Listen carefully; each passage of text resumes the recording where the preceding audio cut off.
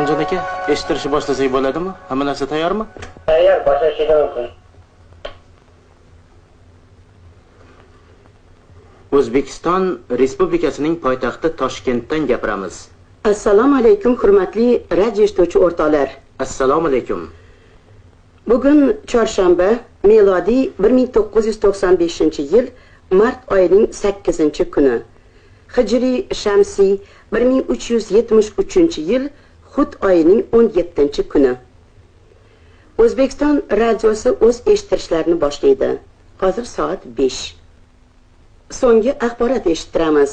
Kur, hind, urdu, turk, pushtu, dari jami 12 tilda so'zlamoqda.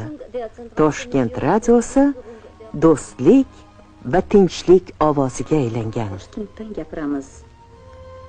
Soat 1.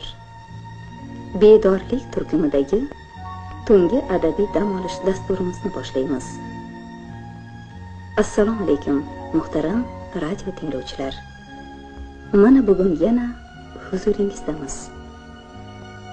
Bahor tuni, atrof qorong'u. Shu qorong'ulik ichra unda-bunda chiroqlar miltillaydi. Derazalardan to'kilayotgan sarg'ish shu'lalar birin-sirin o'chib, hamma orom uyqusiga bosh qo'ygan palla.